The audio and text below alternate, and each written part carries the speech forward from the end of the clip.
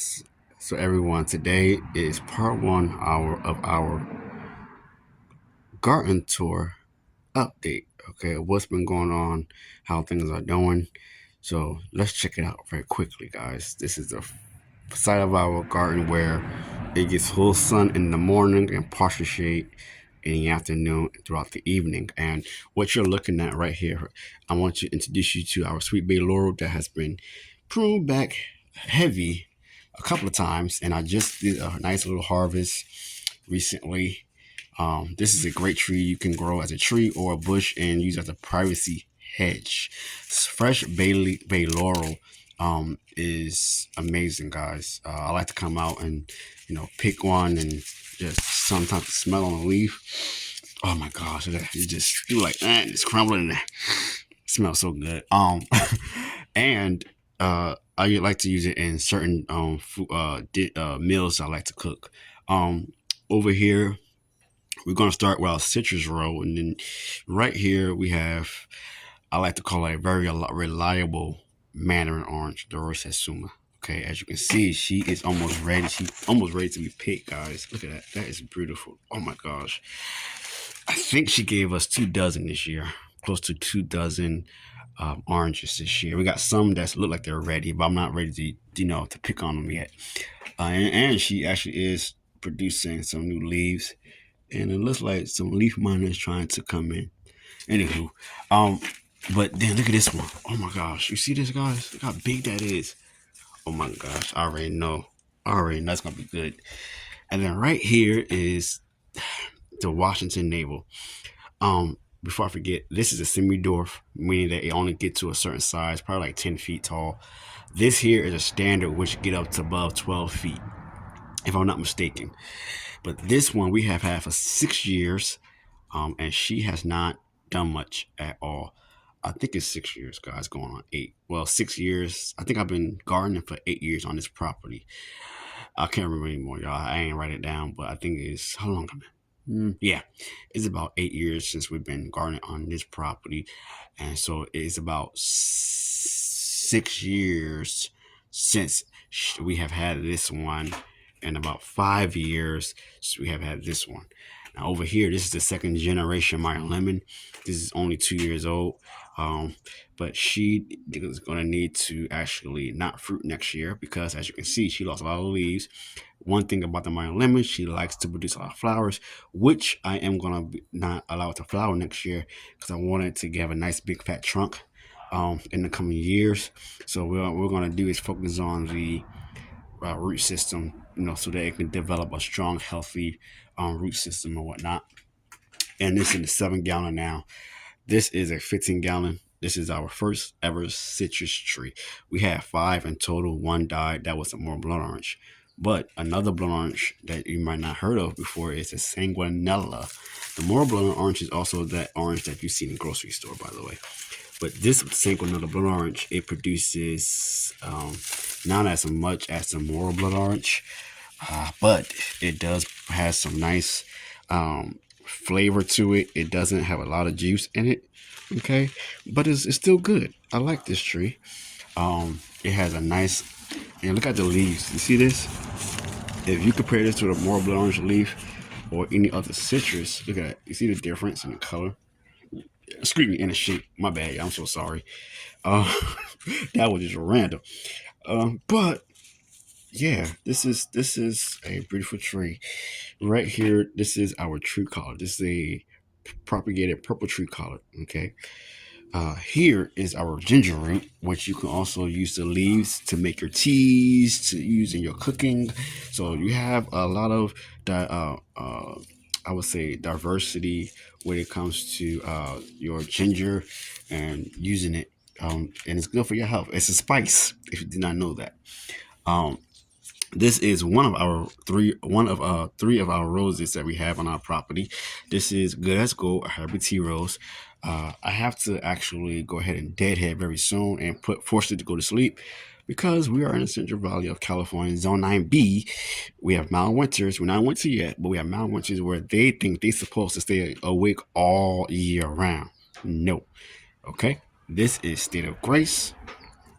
As you can see, is no leaves there, or no flower there. I'm just looking to make sure there's nothing on it, but look at that. It's trying to still blossom. Oh my god, it's crazy. And it's cold, y'all. It's nice. It's weird. Um, Over here is White Honor. Okay, look at that. So beautiful. She's a cut variety. She is a hybrid tea rose. There was some damage. Okay, but nevertheless, she's doing great. I held off from deadheading because I wanted to show you guys how they look. Okay, and then over here is our mint. Unfortunately, the cabbage looper or the cabbage moth or worm has devoured the mint. They did. I'm gonna be honest with you all. Cabbage loopers just don't like brassicas, so we got to get that clear. They also like mint, from what I have experienced.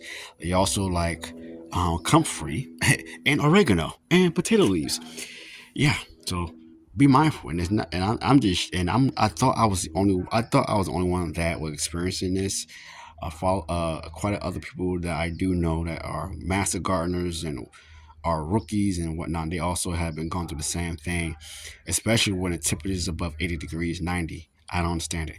Here, you're looking at another tree. This is a mulberry tree. This is a dwarf everberry mulberry, which can grow in containers and in the ground.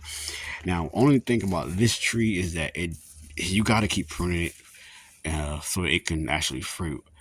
So I'm still learning about the mulberry. I got a lot to learn. So I can't wait for it to fruit again because it only fruited once for us. But right here, several containers here. These are 20-gallon grow bags. And so you got different ways of you can grow in containers. You have these grow bags, we have nursery containers, and we also have buckets before. But nevertheless, I have Lady Bok Choy, purple Lady Bok Choy right here. My finger is right here. And then I had to pick some up because some was damaged and it was dead. So we don't have a lot. I do have backup, guys. I do. But what we do have also in this container with it are southern mustard greens, curly mustard. These got to get moved. This container got to get moved. It need more sun. They need more sun. I don't know what that is right there next to it. But anywho, this is a comfrey plant, which I have had for about a couple of months, probably 2-3 months. It's a medicinal. It's a fertilizer. It helps with compost. It helps with your wounds. It helps with a lot of different things. And I need to pot it up because, as you can see, the roots are exposed.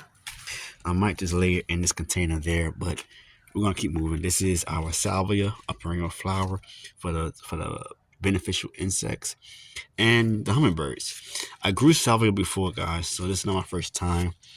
But this is the new variety that we have there. It's a perennial, and it's also growing along with some garlic. I have garlic in random areas in the garden food forest.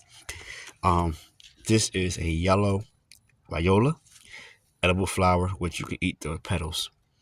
Along with that, some more garlic, and I think this is a calengia that is growing there.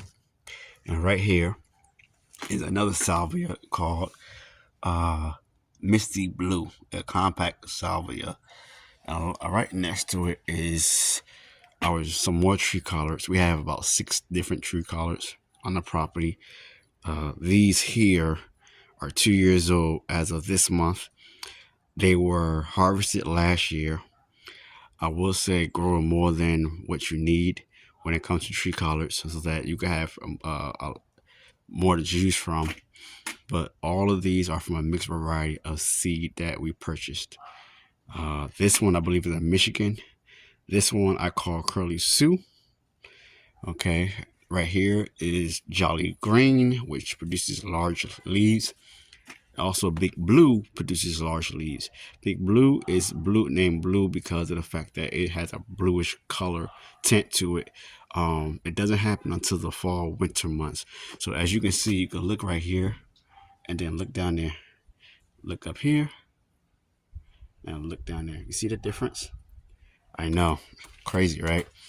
And then in this bed underneath is garlic chives, also propagated from different from our mother plant, herb, whatever. But yeah, and then we got actually some random garlic here, random garlic there, and we have calendula. Down there is the hydrangea and also a star jasmine that you can train to be on a trellis, my family's DIY trellis, or you can do in a bush that type, and our compost bin. Well, guys, I hope you enjoyed today's video. I just want to say I thank you for watching. Please go ahead and hit the like button, share this video, and subscribe, because once you are a subscriber, you are family. Look out for part 2 coming real soon. Peace.